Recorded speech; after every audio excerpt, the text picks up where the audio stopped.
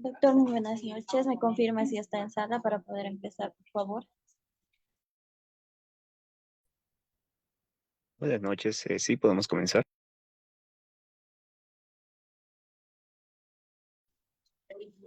Muy buenas noches, estimados participantes. Les saluda Sadit, asesora académica del Centro de Capacitación Galenos. Bienvenidos al curso de hemodinamia en rayos X.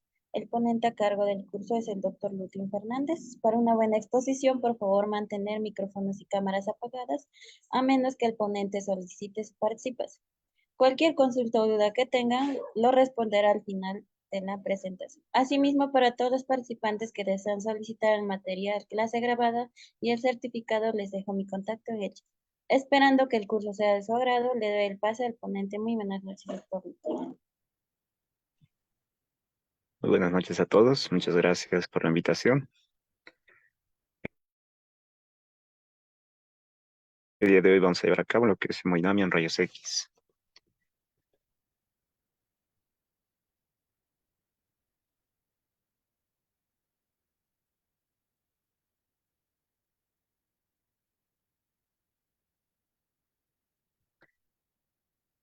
Muy bien, me confirma por favor si se puede visualizar la presentación.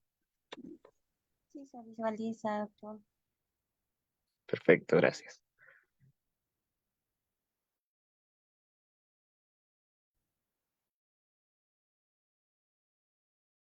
Muy bien, entonces damos inicio a lo que es y utilizando lo que es una herramienta muy útil en este ámbito, ya que nos permite valorar eh, tanto como terapia, mejor dicho, como diagnóstico, como seguimiento en el paciente, e incluso lo podemos realizar momentáneo, ¿no? Es decir, al mismo tiempo, mientras realizamos algún procedimiento. Vamos a empezar con la hemodinamia. Cabe destacar que es una parte fundamental del cuerpo humano, ya que nos permite conocer las características biofísicas que tiene el cuerpo humano a nivel anatómico y fisiológico. Y vamos a hacer énfasis en lo que es el corazón y lo que es el sistema circulatorio, con lo que es la sangre en el interior de estos vasos, permitiendo así poder tener la importancia de su funcionamiento y de su circulación, ya que recuerden que lleva los nutrientes esenciales para cada célula de nuestro cuerpo, que gracias a ellos nuestras células, así como nuestros órganos, pueden realizar estos procesos biológicos que tiene nuestro cuerpo. En pocas palabras, es esencial el funcionamiento y así también la circulación de este líquido vital de nuestro cuerpo. Siendo así, hay que rescatar las partes que constituyen lo que es la hemodinamia, que vendría siendo prácticamente las estructuras del sistema cardiovascular. Vendría siendo lo que es el corazón, lo cual va a estar conectado a través de arterias y venas y a su vez estas a través de capilares. Gracias a estas estructuras se puede enviar este líquido vital, lo cual va a permitir la irrigación y la alimentación nutricional para cada región de nuestro cuerpo. Cabe destacar que las arterias están diseñadas eh, en una constitución de 3 capas, siendo de las tres la más importante la capa muscular, ya que tiene y presenta el mayor desarrollo y así también una de las características principales que tiene la arteria, al tener esta capa muscular desarrollada, permite lo que es una vasoconstricción y una vasodilatación, permitiendo así poder jugar con lo que es el diámetro de la luz arteriolar y también permitiendo el cambio de la circulación, aumentando y disminuyendo lo que es la presión arterial. A diferencia de los capilares, cabe recalcar que solamente tiene una capa que es el endotelio, lo cual está diseñado para lo que es la difusión de los nutrientes, permitiendo así la alimentación y esta capa, gracias a las fenestraciones que presenta, entonces permite lo que es la difusión e intercambio tanto de nutrientes como desechos. Cabe recalcar que los capilares son los vasos más pequeños que tenemos en el cuerpo humano. Seguido de esto tenemos los vasos, como son las venas, las cuales, a diferencia de las arterias y venas, van a tener mucha similitud con las arterias, pero a diferencia de las arterias, estas no van a poder desarrollarse y por ende la capa que más desarrollada y la que va a estar más anexada a su función es justamente la capa más externa, la capa adventicia, que a diferencia de la arteria, esta va a presentar valvas. Ahí, como ustedes pueden observar en la imagen, presenta válvulas venosas, las cuales van a impedir que exista un reflujo o un retroceso de la sangre. Este circuito anatómico que vamos viendo se resume en lo que es la circulación sanguínea. Estos vasos sanguíneos, arteria, vena y capilar, están conectados entre sí y a su vez van a estar adheridos y conectados a lo que es la bomba, en este caso que vendría siendo el corazón. El corazón es considerado un órgano vital, un órgano importante dentro de lo que es el sistema cardiovascular, ya que va a ser su principal función bombear lo que es ese líquido vital, la sangre, para poder mantener en circulación continua y constante, y así también tiene la función de poder ejercer con fuerza para que pueda cubrir esa demanda que requieren nuestras células. El corazón prácticamente es un órgano hueco que presenta 4 cavidades, de las cuales en muchas literaturas nos menciona que tenemos 2 corazones, ya que hay una diferencia entre el lado derecho y el lado izquierdo. El lado izquierdo eh, lleva lo que es la sangre oxigenada, inicia lo que es la circulación mayor o sistémica, y así también es una de las más importantes a nivel de lo que es el ventrículo izquierdo, ya que nos permite y necesitamos conocer eh, los volúmenes que maneja el lado izquierdo, porque esto va a ir a la sangre o al cuerpo como tal, a la circulación sistémica. El lado derecho no se queda atrás, ya que va a estar conectado a través de vasos sanguíneos con el sistema respiratorio. Entonces, es de igual, de suma importancia, conocer estos parámetros volumétricos, eh, barométricos también, ya que nos va a permitir tener la relación entre lo que es eh, la respiración pulmonar y también la respiración celular. Entonces, importante conocer el corazón, distinguir estas 2 circulaciones que presenta, distinguir estas 2 cavidades, tanto derecha e izquierda a nivel ventricular y también a nivel auricular, ya que va a ser necesario para poder diagnosticar, para poder llevar tratamiento, el seguimiento de lo que es el paciente a nivel fisiológico y fisiopatológico. Aquí tenemos lo que es la producción de la circulación sanguínea. Podemos observar cómo está dividido la circulación sistémica con la circulación pulmonar. Recordarles que la circulación sistémica inicia a nivel del ventrículo izquierdo. Esta sangre es eyectada a través de lo que es la vena, o mejor dicho, el vaso de la aorta, lo cual va a estar irrigado, va a dar sus ramas a todo lo que es el cuerpo, ¿no? Desde la cabeza hasta los pies, permitiendo así generar esa alimentación nutricional de las células. Pues,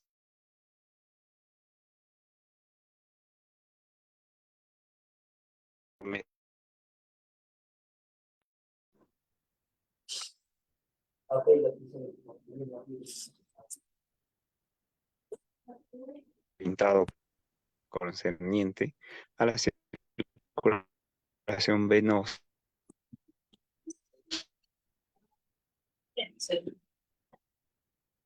Y eso vamos a buscar, ¿sabes? Ah, vamos a dar mi corazón fundido.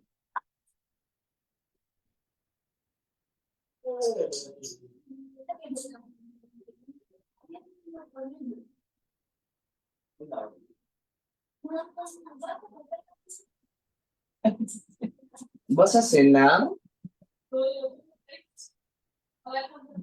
Sí,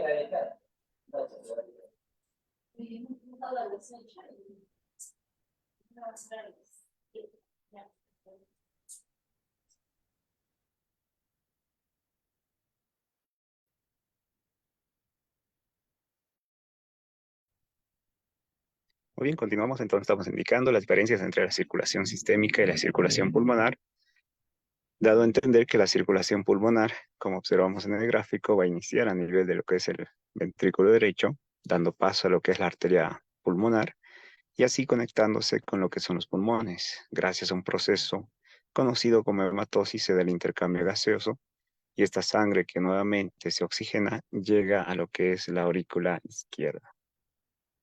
Posteriormente pasa al ventrículo izquierdo y continuamos con la circulación sistémica. Es importante destacar este tipo de resúmenes fisiológicos, ya que cuando existe un entrecruce de sangre, cosa que no es normal, es decir, el lado derecho con el izquierdo no se debe cruzar, eso es lo normal, pero si en caso existe una conexión, es algo anormal. Esto significa que va a haber un cortocircuito, va a haber un cruzamiento de sangres, y esto se lo conoce como shunt. Entonces, esto puede haber una desviación, puede ser de derecha a izquierda o de izquierda a derecha, en dependencia de las presiones y el sitio.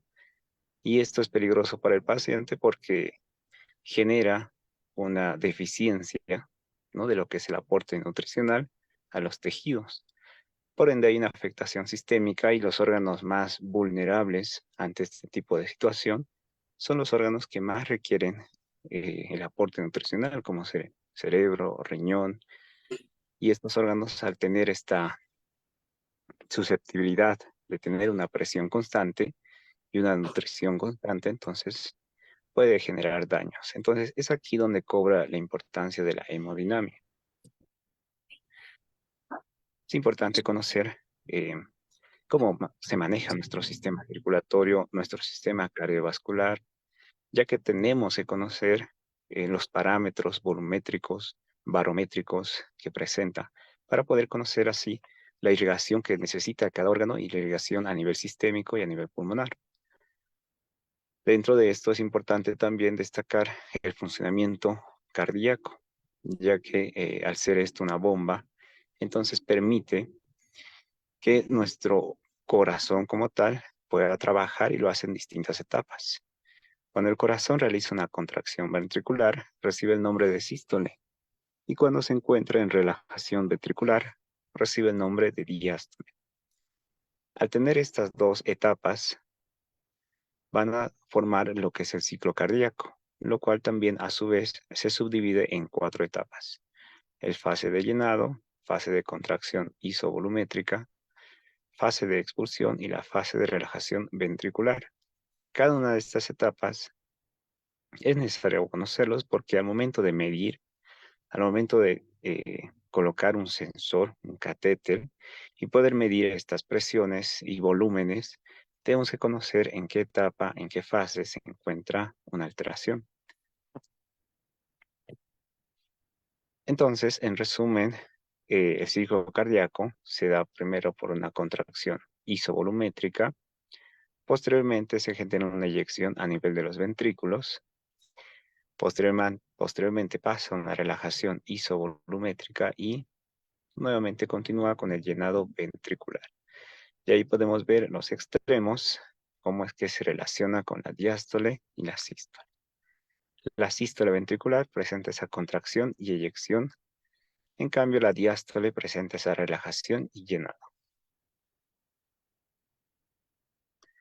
De aquí salen las presiones intracardíacas. Una presión intracardíaca, como su nombre lo indica, es aquella presión hidrostática que es ejercida por lo que es la sangre, por lo cual va a generar ese choque con las paredes de las cavidades cardíacas, o también puede ser a nivel de los vasos sanguíneos, en este caso la aorta o la arteria pulmonar. Entonces, en nuestro sistema cardiovascular, las presiones que vamos a medir y vamos a empezar a hablar son el resultado de varios factores, entre los que vamos a mencionar los principales. El más importante es el flujo sanguíneo. 2, las resistencias que puedan presentar ante este flujo. 3, esa distensibilidad que presentan los ventrículos, así como también los vasos, en especial las arterias.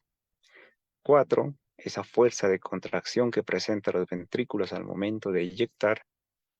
5, esa capacitancia que tiene el sistema para poder manejar esos volúmenes de sangre, y 6 es el volumen de sangre como tal. Entonces, estos parámetros son de suma importancia para la hemodinamia porque nos van a permitir cómo está nuestro cuerpo y cómo saber si se está cubriendo esa demanda de aporte de nutrientes por parte de los tejidos. Y de aquí sale un término conocido como gasto cardíaco. El gasto cardíaco no es más que el volumen que eyecta el ventrículo izquierdo en un determinado tiempo. En este caso es un minuto.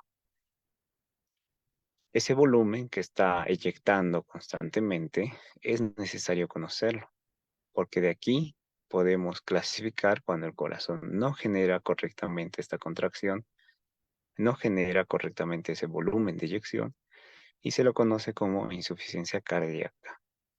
Entonces, el gasto cardíaco es un parámetro esencial en hemodinamia que tenemos que conocer y bajo este principio nos apoyamos a las teorías y métodos que hoy en día se ponen en la literatura de medicina. Uno es el principio de Fick, en el cual establece que la diferencia de contenido de oxígeno entre lo que es la sangre arterial y la venosa es directamente proporcional al consumo de oxígeno e inversamente proporcional a lo que es el gasto cardíaco. Entonces, es uno de los principios en los cuales nos vamos a regir al momento de hacer los cálculos y parámetros para poder establecer criterios en lo que es el uso de la hemodinamia en el cuerpo humano. Ahora bien, pasemos a lo que es el ámbito en lo que corresponde a radiología.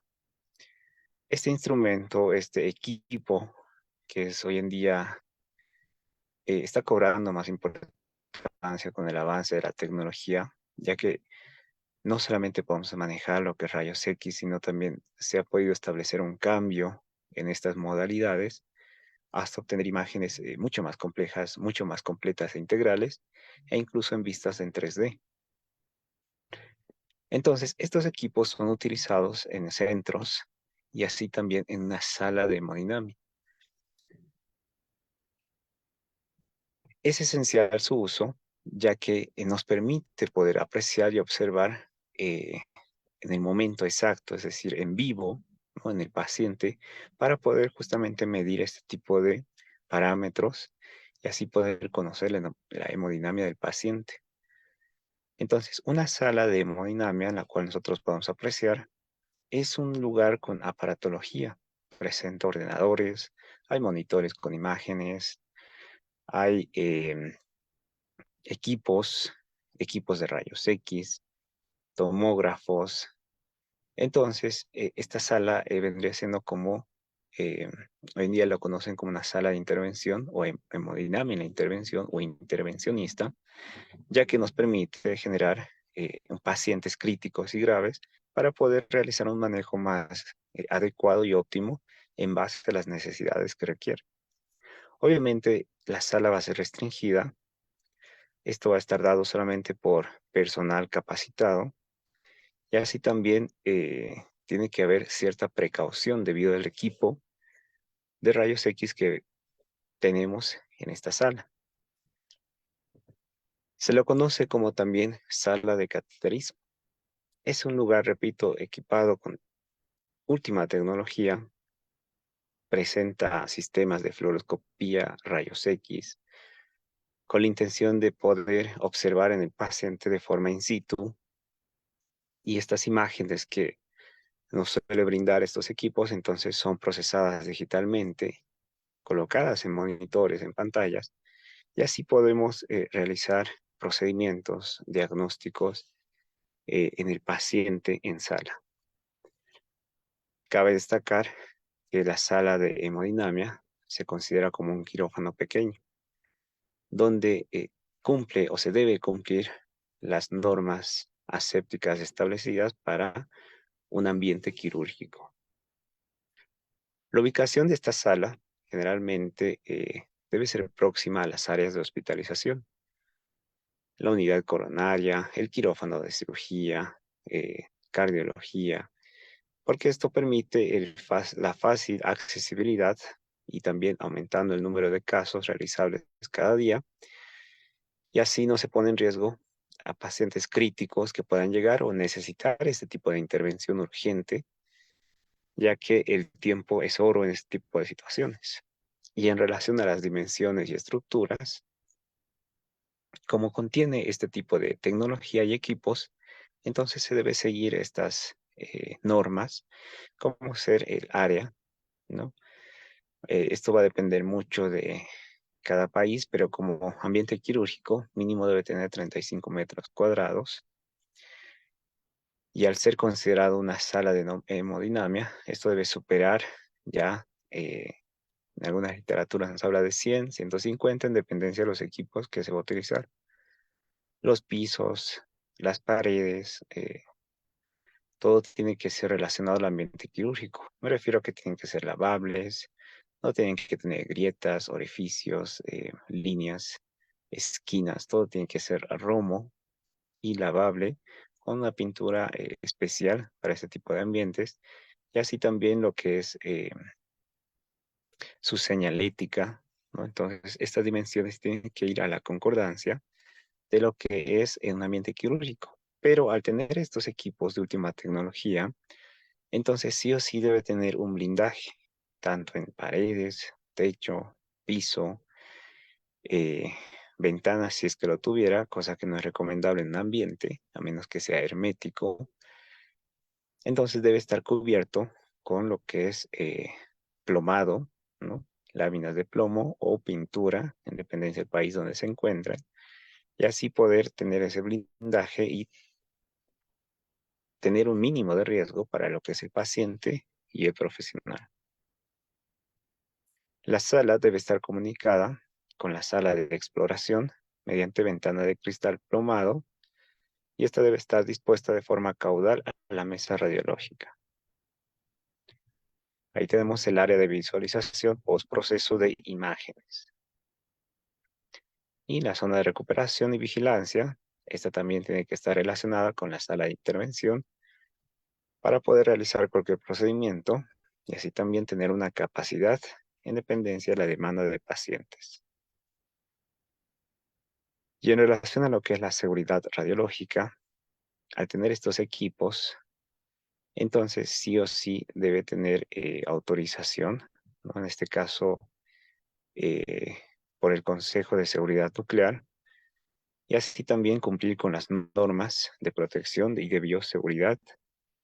Y siempre debe estar colocando lo que es la señalética con luminarias de color rojo, con la que puedan identificar que está emitiendo rayos X.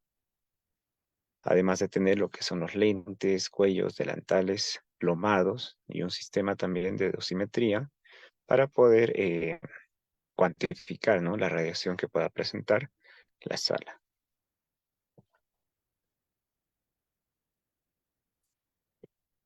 Entonces, la hemodinamia tiene una estrecha relación con radiología, se apoya de esta herramienta, ya que es necesario conocer el movimiento circulatorio, eh, la volemia dentro de lo que es este sistema cardiovascular, y así también nos puede orientar hacia cómo es el flujo sanguíneo, cuáles son las presiones intracardíacas, y así también conocer la resistencia vascular.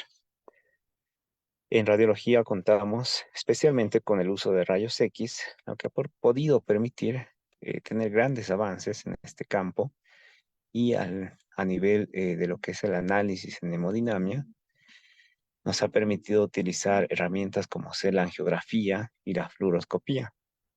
Estas técnicas nos ofrecen hoy en día imágenes en tiempo real, permitiendo así observar el flujo del sistema cardiovascular, lo que facilita mucho en lo que es la evaluación de patologías, como ser estenosis, trombosis o incluso aneurismas. Entonces, esta combinación que hacemos de hemodinamia con el equipo de rayos X, radiología e imágenes radiológicas, se ha vuelto un pilar fundamental para la realización de procedimientos invasivos, cateterización cardíaca, lo que ha permitido el diagnóstico y así también como tratamiento de ciertas patologías cardíacas. Hablemos un poco de la angiografía en el estudio hemodinámico. la angiografía es considerada una técnica radiológica, el cual se basa en la utilización de contrastes como ser yodo. Ya de esto le sumamos los rayos X con la intención de que este contraste pueda absorber y así se pueda visualizar mucho mejor lo que es la imagen. Y esto se ha plasmado especialmente para la lectura de lo que es el flujo sanguíneo, tanto en arterias y venas. Es tanto así la tecnología y los rayos X y las imágenes que nos permite observar una visualización detallada de lo que es la anatomía vascular y así también poder apreciar alteraciones a nivel hemodinámico, es decir, de la perfusión. Entonces, en el estudio de la angiografía nos va a permitir y va a ser útil para cuantificar el flujo a través de las arterias, si hablamos del corazón, a nivel de las arterias coronarias y a nivel de otros vasos. Entonces, esta técnica se ha vuelto crucial hoy en día para la evaluación de la gravedad de alteraciones o patologías, como ser estenosis arteriales, eventos cardiovasculares, como ser un IMA, y para establecer diagnósticos, por ejemplo, la geografía coronaria es el estándar de oro en la valoración de esta enfermedad. Luego, la otra herramienta, como indicábamos, es la fluoroscopía. Este es un procedimiento radiológico que de igual forma nos permite poder visualizar imágenes en movimiento en tiempo real mediante la utilización de rayos X continuos. Es uno de los equipos o herramientas más utilizadas en hemodinamia y también es utilizada en procedimientos como la cateterización cardíaca, ya que esta fluoroscopía nos permite una visualización directa de los catéteres mientras estamos realizando el procedimiento, es decir, mientras navegamos por el sistema vascular. Hoy en día se ha vuelto como guía fundamental para intervenciones, ¿no? Como colocación de stents o colocación de una valvuloplastía. Entonces, la fluoroscopía también complementa a lo que es el uso de contrastes radiopacos, como la angiografía. Entonces, esto se combina muchas veces para poder evaluar lo que es el flujo sanguíneo y así también detectar posibles bloqueos o anomalías que pueda presentar a nivel anatómico. Uno de los procedimientos que se realiza es la cateterización cardíaca, lo que realizamos mediante rayos X, donde se introduce un catéter a nivel de los vasos sanguíneos con la finalidad de poder llegar hasta el corazón. Y esto no sería posible si no fuera por los rayos X en tiempo real. Gracias a esta visualización, entonces, y la colocación de este catéter, podemos medir presiones intracardíacas, poder obtener muestras sanguíneas, con la intención de poder analizarlas posteriormente. Entonces, este procedimiento es clave para el diagnóstico de patologías cardiovasculares, así también como patologías valvulares. Hoy en día se conoce como radiología intervencionista, ya que nos permite la corrección de ciertas anomalías durante la misma cateterización. Por ejemplo, un procedimiento como la angioplastía coronaria, lo que muchas veces va a reducir un procedimiento quirúrgico más invasivo.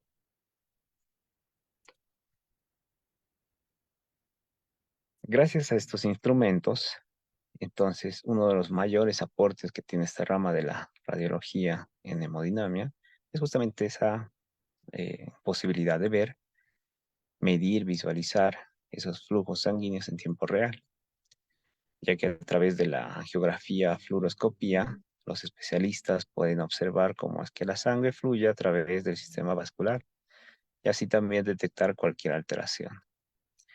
Estas mediciones como el gasto cardíaco, como la resistencia vascular, así como también eh, la volemia, el caudal, el flujo si es laminar, todo eso nos permite poder estar presentes y así también dar lo que es un diagnóstico correcto en el paciente y también en la toma de decisión.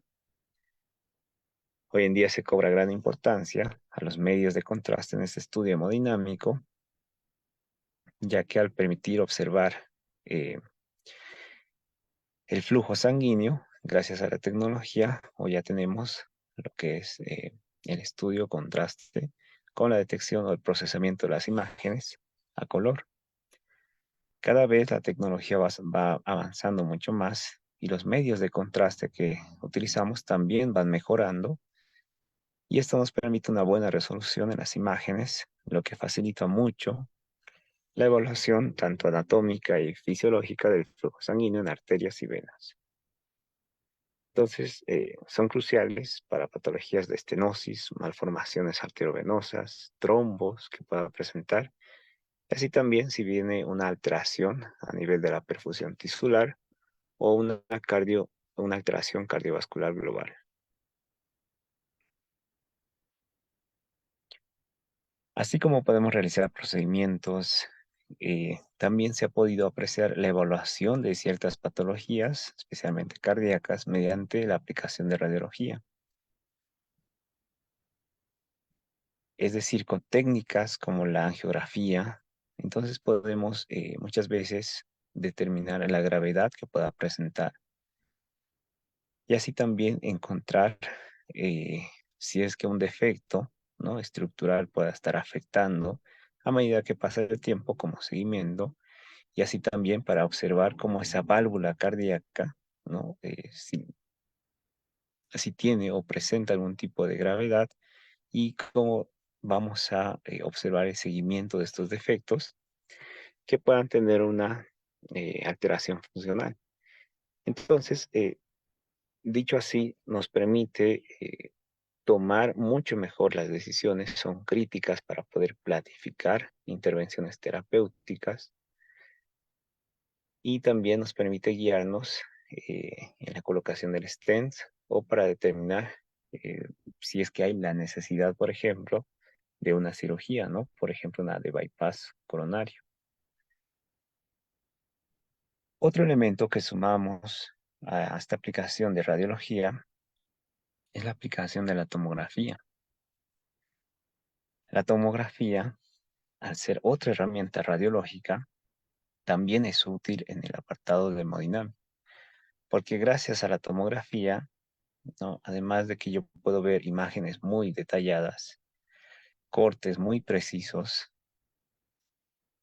entonces ya está tomando fuerza lo que es el término angiotomografía. Entonces, esto va a permitir poder evaluar tanto la parte estructural, es decir, corazón, arterias, venas, en el caso del corazón, arterias coronarias. Y hoy en día también me está permitiendo observar y medir lo que son volúmenes y flujos sanguíneos. Y lo más importante, lo que sorprende es que se puede realizar reconstrucciones en 3D. Entonces, esto ya es mucho más útil y práctico especialmente para la parte quirúrgica, porque muchas veces no conocemos al 100% el lugar exacto, específico, donde tenemos que intervenir. Entonces, gracias a esta angiotomografía, ya se puede planificar mucho mejor cómo va a ser la reparación de un aneurisma, una colocación de algún dispositivo endovascular, lo que nos va a permitir poder apreciar y tomar una mejor decisión al momento de realizar una intervención quirúrgica. Y en relación al ámbito pulmonar y los rayos X, también es importante destacar esta participación como en patologías de la hipertensión pulmonar o embolia pulmonar, porque así como hemos podido observar a nivel del ventrículo derecho, ¿no?, lo que es el gasto cardíaco, el volumen de eyección, la frecuencia cardíaca, la volemia, en el lado derecho, de igual forma es importante para poder medir justamente estas presiones, ¿no?, y determinar si el paciente presenta una hipertensión pulmonar.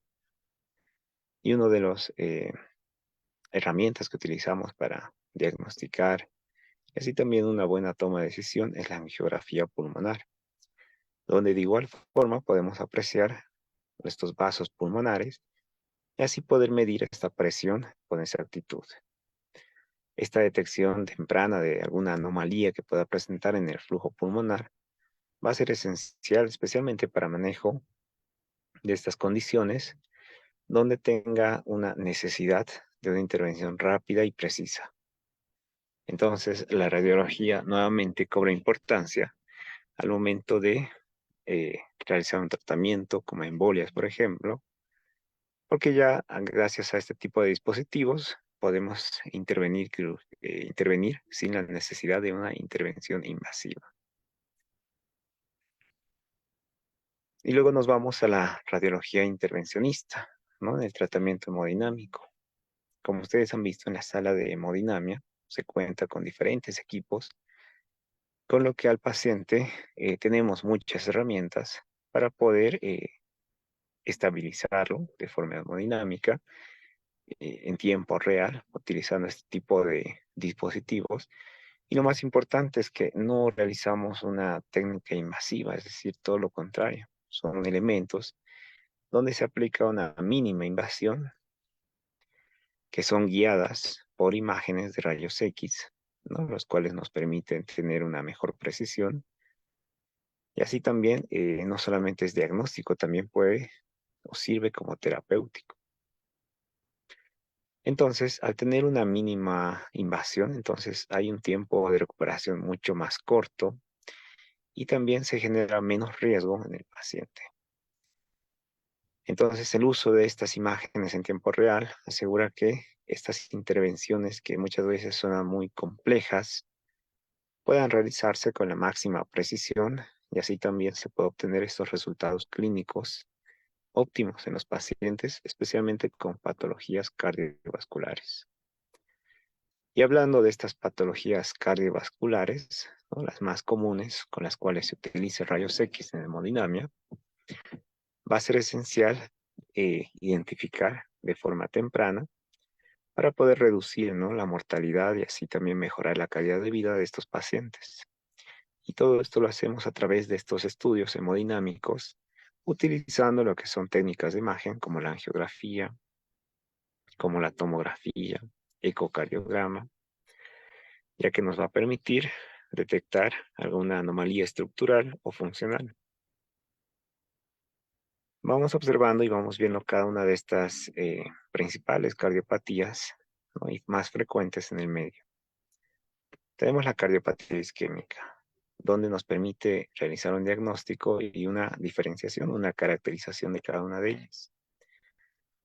Esta cardiopatía isquémica es una de las más frecuentes, más prevalentes en nuestro medio, y va a estar caracterizado por una disminución del flujo sanguíneo al miocardio. Por ende, lo que tenemos que observar y apreciar va a ser las arterias coronarias, tanto derecha e izquierda. La mejor herramienta para poder diagnosticar y caracterizar esta patología es la angiografía coronaria. Y así también aplicamos índices, herramientas, tablas, como ser el índice de reserva fraccional de flujo, los cuales nos van a ayudar para identificar qué tipo o qué gravedad de estenosis representa en el paciente. Es importante porque como es una eh, herramienta de mínima invasión, entonces hoy en día no se debe pensar mucho si cumple los criterios, se debe realizar, ya que el diagnóstico temprano nos permite, ¿no? Tener un eh, mayor índice de poder recuperar al paciente, generar el tratamiento y así también evitar complicaciones. Y nos va a permitir identificar también otra de las patologías, lo que es la insuficiencia cardíaca. La insuficiencia cardíaca no es más que la incapacidad que tiene el corazón para bombear esta sangre de manera efectiva, lo que puede llegar como complicación a nivel sistémico y a nivel pulmonar. Dentro de lo que es la clasificación, se toma en cuenta lo que es la fracción de eyección, es decir, el volumen que eyecta el ventrículo izquierdo. Cuando éste se encuentra reducida, entonces ya estamos en presencia de una insuficiencia cardíaca. Entonces, la evaluación hemodinámica va a ser clave para poder definir qué tipo de insuficiencia cardíaca presenta. Y otra de estas herramientas principales es la ecocardiografía, ya que esto nos va a permitir evaluar la función del ventrículo y la válvula, y así también poder detectar si requiere algún tipo de intervención, y así también en la toma de decisión. Luego tenemos la enfermedad valvular. Al tener alguna alteración a nivel de estas válvulas cardíacas, ¿no?, donde se puede observar una estenosis o incluso una insuficiencia, entonces va a ser necesario conocer la estructura y así también el volumen en el que maneja y el cual recorre a través de estas válvulas. Y la mejor herramienta va a ser una ecocardiografía con Doppler, la cual es el método de elección para poder evaluar tanto la severidad como así también las lesiones que pueda presentar. Y al tener estas modalidades nos permite ver el gradiente de presión y volúmenes que presenta la válvula. Luego, como indicábamos, tenemos la hipertensión pulmonar, ¿no? Va a ser otra alteración con la cual nos podemos apoyar de lo que es, en este caso, mediante un catéter o un cateterismo a nivel de la arteria pulmonar, lo que nos va a determinar si realmente este paciente presenta hipertensión, porque este nos va a poder apreciar las presiones y volúmenes que maneja a este nivel. Entonces va a ser un estándar de oro para su diagnóstico, permitiendo así poder medir justamente las presiones y además el gasto cardíaco. Luego tenemos la cardiomiopatía, que no son más que un grupo de enfermedades donde se afecta la estructura y función, en este caso del miocardio. Aquí pueden incluir alteraciones como cardiomiopatía dilatada, hipertrófica o restrictiva. El diagnóstico se va a hacer en base a la morfología y la función que presenta el ventrículo. Y una de las herramientas en hemodinamia es justamente la ecocardiografía, resonancia magnética, angiografía o incluso fluoroscopía, o incluso el catéter o el cateterismo cardíaco. Como podemos ver ahí en la tabla, entonces necesitamos conocer cuánto es esa fracción de eyección, cuánto presenta en lo que son los volúmenes a nivel de lo que es el ventrículo izquierdo, y además conocer esa función mecánica que presenta en el corazón. Al tener estos parámetros y al poder medirlos, podemos determinar ante qué tipo de cardiomiopatía nos encontramos. Y otro empleo para rayos X es alteraciones a nivel de la aorta, como una disección o un aneurisma. Gracias a lo que es una placa de rayos X a nivel del tórax, AP, entonces podemos apreciar algún tipo de alteración a nivel de esta estructura y así poder prevenirlo, ¿no? Porque recuerden que son potenciales, letales, entonces su diagnóstico precoz va a ser útil y puede incluso salvar la vida del paciente. Otra de las herramientas con la cual nos podemos apoyar es la tomografía computarizada y la resonancia magnética para que nos pueda dar con mayor precisión la estructura eh, y la sección afectada. Otra de las enfermedades que nos permite la hemodinamia como herramienta es la enfermedad arterial periférica.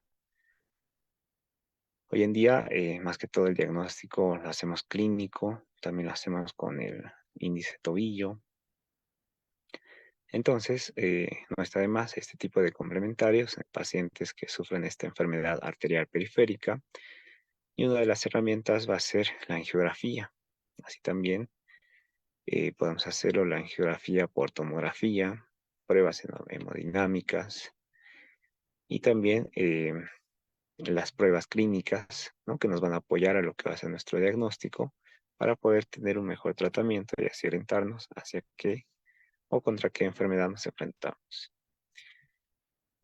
Y otras alteraciones que nos permite y es útil en el campo de la radiología es identificar algún tipo de malformación congénita, lo que nos puede originar un shunt cardíaco. Esto especialmente en la etapa pediátrica, ¿no? Ya que muchas veces por alteraciones o malformaciones congénitas que padecen, puede haber un conducto arterioso persistente, puede haber una comunicación interventricular o interauricular. Entonces, esencial para lo que es los parámetros hemodinámicos para llevar a cabo un mejor abordaje terapéutico y no solamente como diagnóstico, sino también como herramienta para evaluar la gravedad. Entonces nos apoyamos con lo que es los estudios hemodinámicos, ¿no? En este caso, una angiografía, bueno, ideal, una ecocardiografía, resonancia o TAC, para poder establecer el tipo con el cual nos enfrentamos. Y luego tenemos los procedimientos diagnósticos de hemodinamia, que ya los mencionados anteriormente, se van a ir enfocando a aquellas alteraciones a nivel cardíaco, vascular, ya que nos van a poder permitir tanto el diagnóstico como el abordaje. Recordar entonces que el cateterismo cardíaco, ¿no?, es un procedimiento estándar de oro y es uno de los más utilizados en la evaluación hemodinámica, ya que al introducir este catéter en los vasos sanguíneos y así poder llegar hacia el corazón, nos permite nos permite medir esas presiones intracardíacas y así también obtener imágenes angiográficas del flujo sanguíneo. Este procedimiento es crucial, es importante para diagnosticar enfermedades como cardiopatía isquémica, insuficiencia cardíaca y así también enfermedades valvulares. Luego tenemos la angiografía coronaria, que esta va a ser ideal, un diagnóstico, una herramienta para alteraciones coronarias, para evaluar el estado, estructura y funcional de lo que es las arterias coronarias. Esto lo realizamos mediante la aplicación de contraste y la utilización de rayos X, lo que se conoce como angiografía coronaria.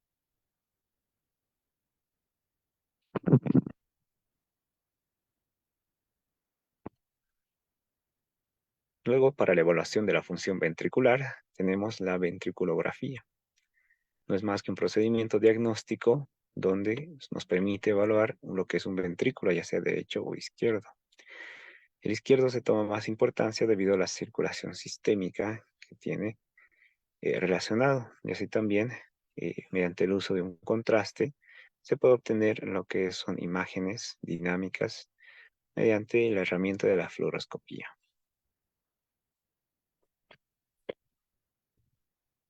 Y a nivel pulmonar, la angiografía pulmonar va a ser ideal para lo que es alteraciones a nivel de este vaso y también para detectar alteraciones estructurales como ser una embolia, medir presiones pulmonares para conocer si tiene hipertensión pulmonar y también con el uso de herramientas como hacer el contraste, ¿no?, nos permite poder observar mediante la fluoroscopía mucho mejor el flujo. Así también podemos medir lo que es la presión arterial pulmonar mediante un cateterismo de arteria pulmonar. Lo mismo que el cateterismo cardíaco, pero en este caso lo realizamos a nivel de la arteria pulmonar. Este catéter, también conocido como Swan-Ganz, es un procedimiento diagnóstico utilizado para medir este tipo de arterias pulmonares y así evaluar también, en este caso, el lado derecho del corazón.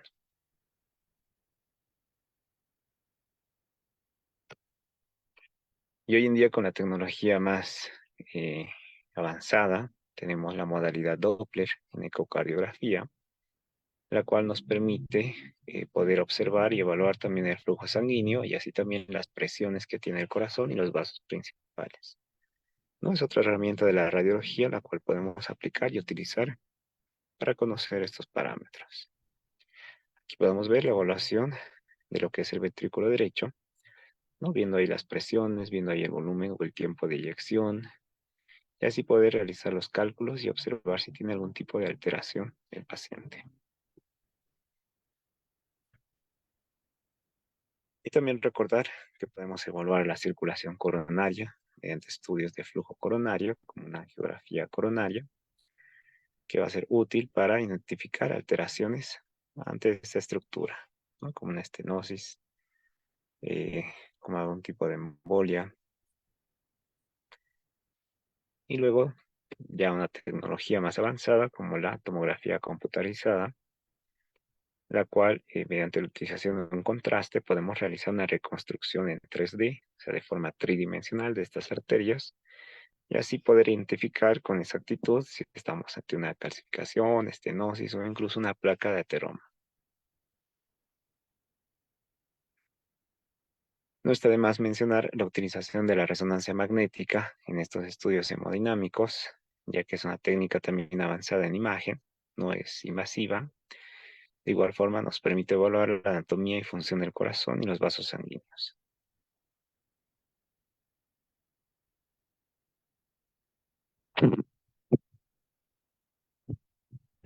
Los valores de parte ventricular también lo podemos hacer a nivel de las aurículas, permitiendo así observar las mediciones, lo que corresponde al volumen, presiones, y así también valorar estas válvulas que se anexan a lo que son los ventrículos. Y por último, lo que es la evaluación hemodinámica a nivel de los shunts cardíacos, permitiendo así conocer el flujo tanto de izquierda a derecha. Como pueden apreciar, es muy útil estas herramientas a nivel del sistema cardiovascular, permitiendo así poder apreciar y poder observar y medir estos flujos y presiones.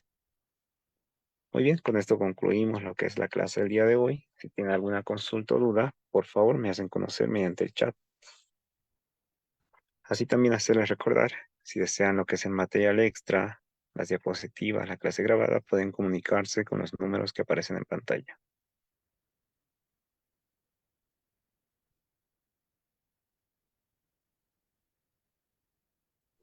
Muchas gracias, buenas noches.